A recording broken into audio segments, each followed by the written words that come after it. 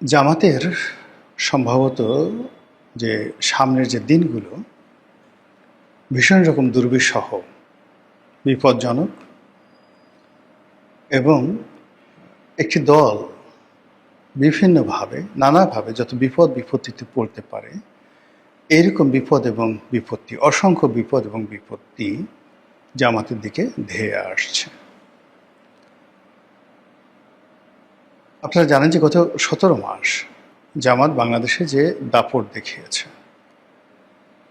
কিংবা ধরুন সেই শেখ হাসিনার জমানার শেষ ৬টি মাস জামাত যা কিছু করেছে তাদের A team, B team, D team, C team দিয়ে, এই কর্মকাণ্ডগুলো নিয়ে তারা একটা সময় গর্ব করত গত ১৭ মাসে যে তারা এই কাজগুলো করেছে, তারাই এই বিপ্লব করেছে, তারা বিপ্লবের মাস্টার মাইন্ড ইত্যাদি ইত্যাদি সব কিছু।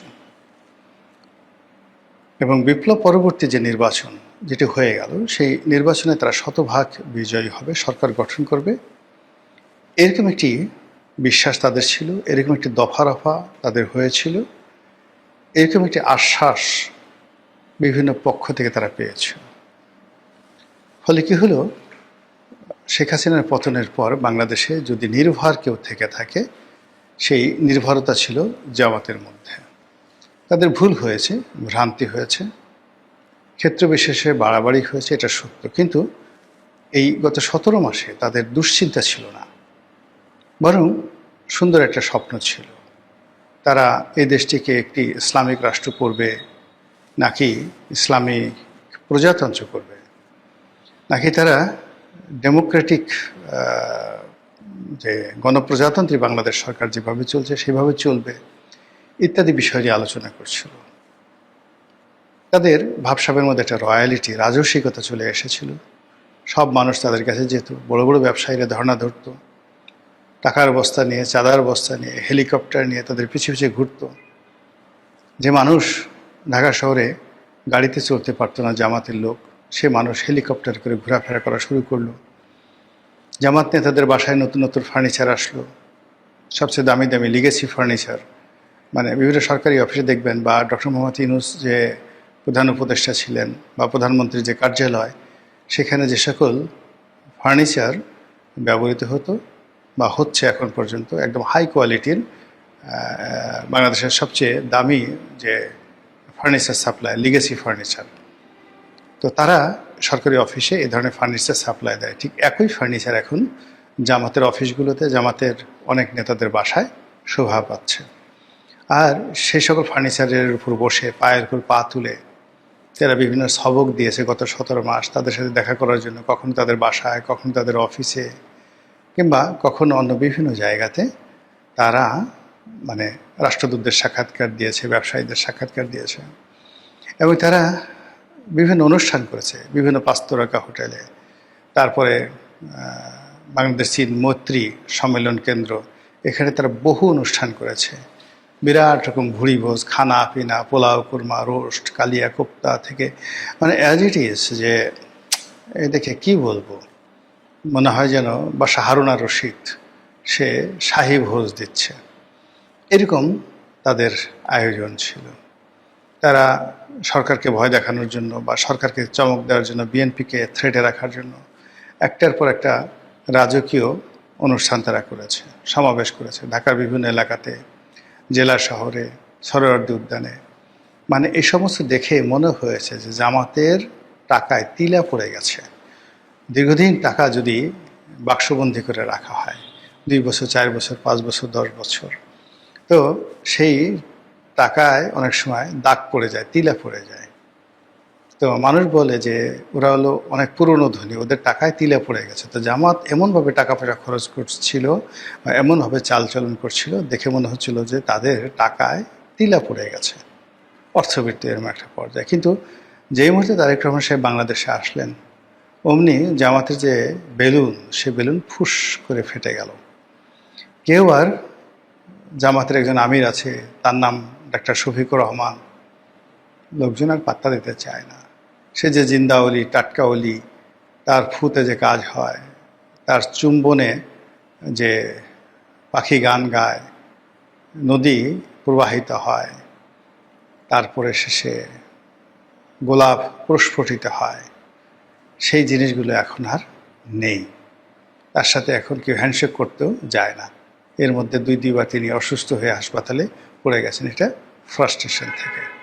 তারেক রহমান সাহেবের যে জৌলুস, তাকে ঘিরে মানুষের যে উন্মাদনা, এবং বেগম জিয়ার জানাজা, তারপরে তারেক রহমান সাহেবের ভূমিধস বিজয়, তারপর সরকার গঠন, এবং সরকার গঠনের পর একটার পর একটা চমক, যেভাবে সে চলছে, যেভাবে মানে জামাত যেটা করতে চায়, একটা ইসলামী রাষ্ট্র কায়েম করে সেখানে জাকাত প্রতিষ্ঠা করতে চায়, জাকাত ভিত্তিক ইকোনমি করতে চায়, সেখানে কোরআন ধর্মভিত্তিক একটি সামাজিক ব্যবস্থা, রাষ্ট্র ব্যবস্থা গড়ে তুলতে চায়, আলেমুল্লাহ আমাদেরকে প্রাধান্য দিতে চায়, যে কাজগুলো তারা করবে ঠিক সেম কাজগুলো আরও সুন্দর করে তারেক রহমান সাহেব শুরু করে দিয়েছেন। ফলে কি হলো, এটা দেখতে তাদের ভালো লাগছে না, যে তাহলে আমরা এখন কি নিয়ে রাজনীতি করব। আমাদেরকে তো তাহলে নতুন একটা ন্যারেটিভ আনতে হবে। আমরা যা কিছু বলেছি, যা কিছু করতে চেয়েছি, তো সেগুলো তো তারেক রহমান সাহেবই করছে। তো এই ক্ষেত্রে তারেক রহমান সাহেবের যে চাহিদা তা তো দ্বিগুণ হয়ে গেল। একে তো বাঙালি জাতীয়তাবাদ, তার উপর শহীদ জিয়ার জাতীয়তাবাদ, বেগম জিয়ার জাতীয়তাবাদ, তারেক রহমান সাহেবের নিজের যে 31 দফা, সব মিলিয়ে যদি আবার জামাতের যে ইসলামাইজেশন তার সঙ্গে যুক্ত হয়, তাহলে তো জয়নাল আবেদিন ফারুক যেটা বলেছেন যে 2042 সন পর্যন্ত তারেক রহমান সাহেব ক্ষমতা থাকবেন, আরও মানে 16 বছর তিনি ক্ষমতায় থাকবেন। জনাব শফিকুর রহমান, তার বয়স এখন 72 বছর বা 73 বছর। তো সেই অর্থে যদি আরও 16 বছর তারেক রহমান সাহেব ক্ষমতায় থাকেন, তাহলে তো ওনার বয়স 91-92 বছর হয়ে যাবে। ওই বয়স ওনার কি দাঁত থাকবে, শক্তি থাকবে, সামর্থ্য থাকবে? মাথার চুল তো এমনি এখন আর নাই, তখন কি অবস্থায় থাকে? তিনি কি শয্যাগত থাকবেন, না সবল সচ্ছল থাকবেন, না তার জায়গায় মিয়া গোলাম পারওয়ার আমির হবেন, নাকি অন্য কেউ আমির হবেন?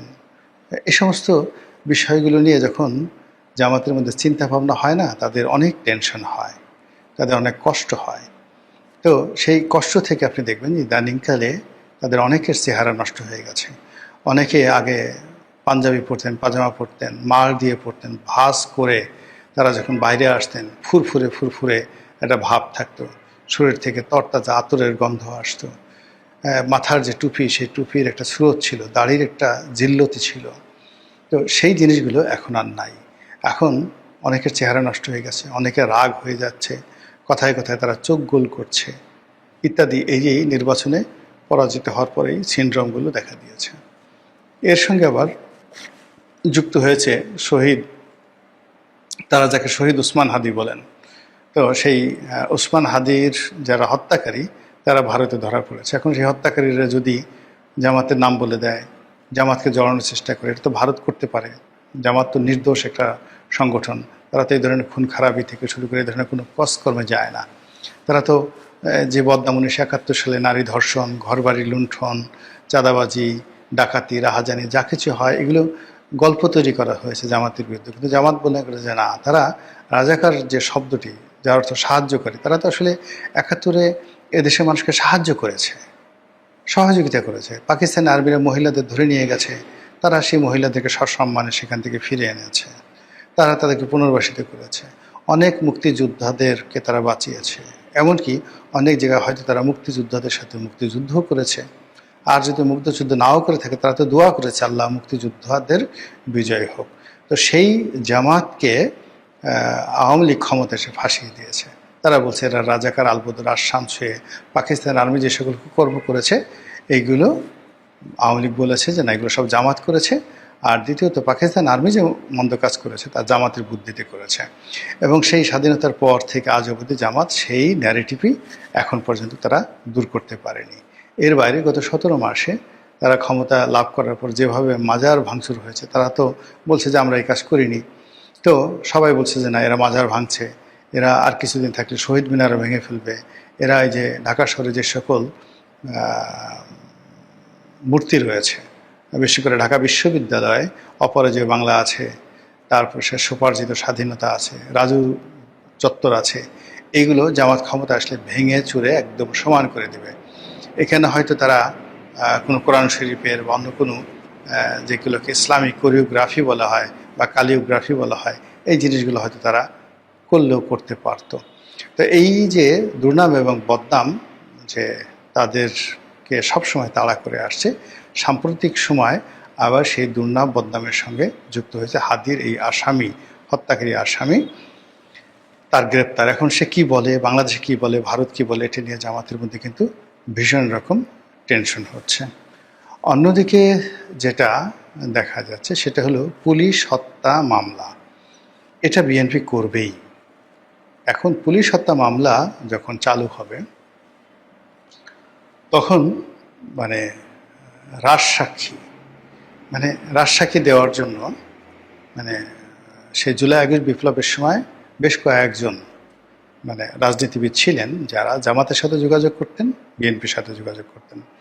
যারা জামাতের টাকা নিয়েছে, বিএনপিরও টাকা নিয়েছে, তারপরে রাস্তাঘাটে কিছুই করেনি, কিন্তু ভাবসাব দেখিয়েছে যে তারাই সব কিছু করেছে, তাদের হুকুমই সব কিছু হয়েছে, তারাই এই পুলিশ হত্যাকাণ্ড থেকে শুরু করে সব কিছু আছে, এগুলো সব তারাই প্রমোট করেছে। যাই হোক, এই সকল কথা যখন তারা বলেছে, কি ভেবে বলেছে, কেন বলেছে, ডাজ নট ম্যাটার, বাট ওটা বিএনপি বুদ্ধিমান দল তারা করেছে কি, এই ছেলেগুলোকে এনক্যাশ করেছে, নিজেদের দলে নিয়েছে।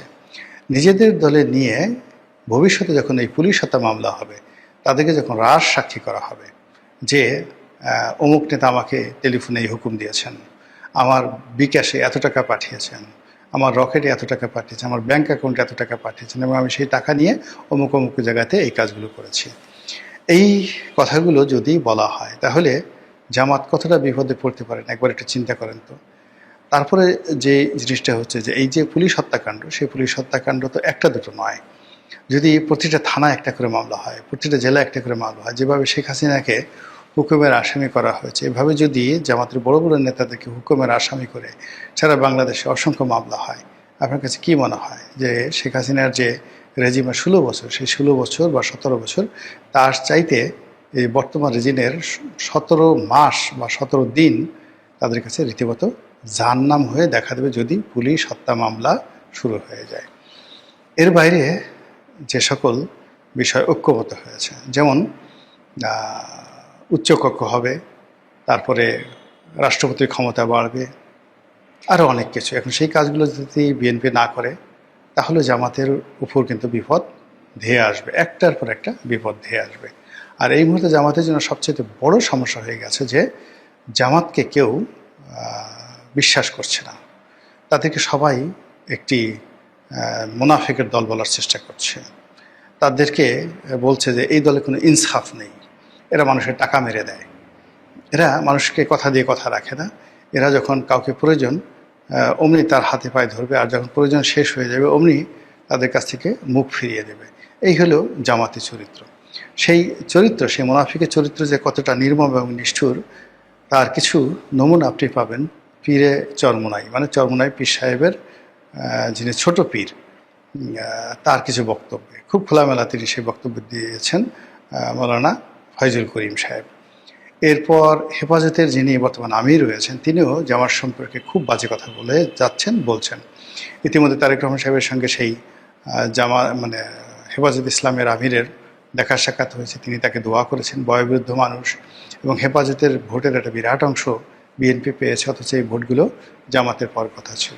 তো কাজেই নির্বাচন পূর্ব সময় জামাত যে সকল ইসলামিক গ্রুপের সাথে তাদের সম্পর্ক ছিল, সেই প্রায় সব গ্রুপগুলোর সাথেই তাদের এখন সম্পর্ক বুমেরাং হয়ে গেছে। তাদের গ্রুপে এখন নাম করা বা পরিচিত লোকজনের মধ্যে একমাত্র সেই মামুনুল হক সাহেব আছেন, এছাড়া কেউ নাই। কিন্তু এই মামুনুল হক সাহেব যদি অলনে ছাড়েন, এখন আবার আওয়ামী লীগের বিএনপিতে চলে আসে, বিএনপিতে এসে তিনি যদি টেকনোক্র্যাট কোটায় তিনি যদি মন্ত্রী হন, এবং গত 17 মাসে জামাত কী করেছে কিংবা জুলাই আগস্টে জামাত কী করেছে, এই সমস্ত ব্যাপারে যদি অন্য সবার মতো তিনিও রাজসাক্ষী হয়ে যান, তাহলে বুঝেন তো জামাতের বিপদ কী পরিমাণ বাড়বে এবং কোন অবস্থায় যাবে। সেক্ষেত্রে ইল্লু পিঙ্কুর মতো যারা লোকজন আছেন, যারা জামাতের প্রমোটার, তারা কি আসলে জামাতকে শেষ পর্যন্ত রক্ষা করতে পারবেন নাকি পারবেন না, সেটি এখন দেখার বিষয়। মহান আল্লাহ আমাদের সবাইকে হেদায়েত দান করুন এবং হেফাজত করুন। আসসালামু আলাইকুম ওয়া রাহমাতুল্লাহি ওয়া বারাকাতুহু।